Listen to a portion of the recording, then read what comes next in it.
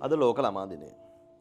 මම දකිනවා පන්ති පටන් ගන්න මම සූදානම් වෙද්දි මේ ඉස්කෝලේට ෆෝන් චාර්ජරයක් ගෙනාවා කියලා ෆෝන් එකක් ගෙනාවද කියලා ගුරුවරයා හොයද්දී ඒ ගුරුවරයාට ලෝක ළමා දිනයේ දවසේම ඒ ශිෂ්‍යයා පහර දීලා ගුරුවරයා රෝහල් ගත කරලා ඉන්නවයි කියලා නිවුස් එකක් මම දැක්කා.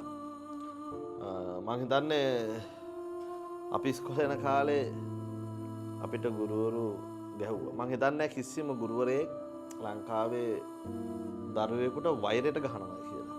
එතකොට අපිව හැදුනේ ඇතම් වෙලාවට අපේ ජීවිතේ අපි ගොඩනැගිච්ච පසුබිමත් එක්කලා අපේ තිබිච්ච දඩබ්බරකම් එක්කලා අපිව ඒ විදිහට මට්ටු කරලා මෙල්ල කරලා හැදුවේ නැත්නම් මම හිතන්නේ අපි අද දරුවන්ට උගන්වනව නෙවෙයි සමාජ හිරපත් කරනවා වෙන්න පුළුවන්.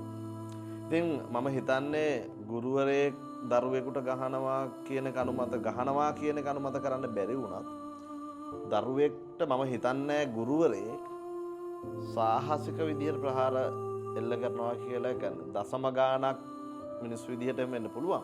නමුත් 99.9ක් කිසිම ගුරුවරයෙක් දරුවෙක් එක්කලා වෛරයකට පහර දෙනවා නැත්නම් හිතේ ක්‍රෝධයෙන් දැඩි වෛරයෙන් පහර දෙනවා කියන කාරණාව අනුමත කරන්න බෑ. එදා ඉඳලම අපේ හැදිච්ච සංස්කෘතියක් තිබ්බා. එදා ඉඳලම අපි ගුරුවරුන්ට ගරු කරා. අද අපි ගුරුවරු දකින්නට ගුරුවරුන්ට වඳිනවා. හැබැයි අද දරුවන්ගේ චර්යාවන් දිහා බලපුවාම අපි දරුවොත් එක්කලා ඉන්න විදිය දැක්කහම ගුරුවරුන්ම මොන විදිහට තක්සේරු කරනවද කියලා දරුවන්ගේ කතා බහෙන් අපිට තේරෙනවා. ඉතින් අපිව හැදුවේ ගුරුවරු.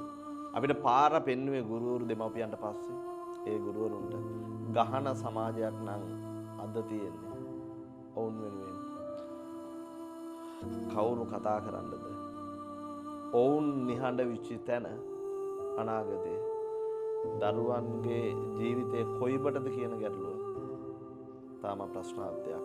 කෙසේ හෝ ලංකාවේ දරුවන් හොඳට ඉගෙනගෙන ගුණෙන් මෙන්ම දහමෙන් පිරි නැනෙන් ගුණෙන් පිරි දරුවන් පිරිසක් ලංකාවට බිහි වෙනවා නම් ලෝකෙට බිහි වෙනවා නම් එයයි අපේ ප්‍රාර්ථනාව.